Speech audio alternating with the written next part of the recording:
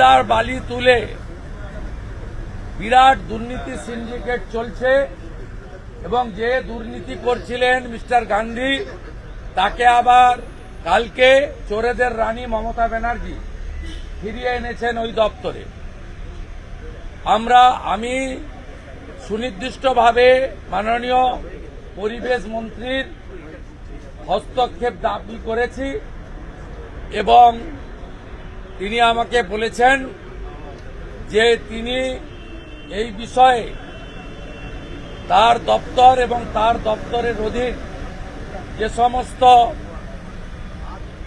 সংস্থা রয়েছে তাদের তিনি পাঠাবেন এবং সঠিক তদন্ত করবেন এবং এক্ষেত্রে ভারত সরকারের পরিবেশ দপ্তর, central pollution control board CPCB এবং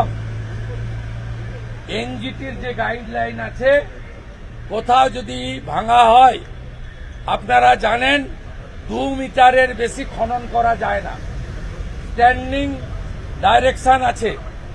এখানে লুট করছে, দামোদর নেই, অজয় নেই, কংসাবতী নেই, সুবর্ণরেখা নেই, কোন নদীর অস্তিত্ব নেই। ওদিকে তিস্তা, তোরসা, মহান থেকে শুরু করে তার সমস্ত কানেক্টিং যত আছে জলপাইগুড়ি সহ লুট চলছে, দেদার লুট।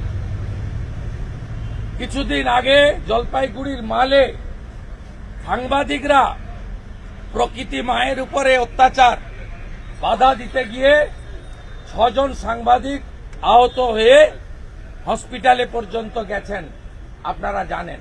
আমি সেই বিষয়টা বললাম। বাকিটা আমরা ধুলিয়ান, শামশেরগঞ্জ, বোথাবাড়ি নিয়ে পুলিশ মন্ত্রীর বিবৃতি দাবি করব।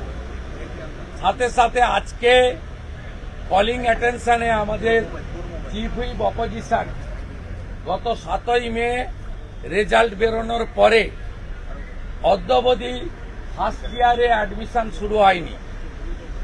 মুসলমানদেরকে ওবিসি করবে বলে মমতা ব্যানার্জি এত লক্ষ লক্ষ ছাত্রছাত্রী, অভিভাবক, অভিভাবিকাদের পথে বসিয়েছেন। এটা কোনো বছর হয়নি।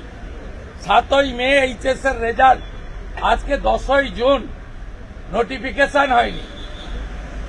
আমরা এই বিষয়ে আজকেও কলিং অ্যাটেনশন দেওয়া হয়েছে। সোমবার দিন আমাদের শিক্ষক বিধায়করা এটা নিয়ে জোরদার বিরোধ করবে, আমরা সাথে থাকব।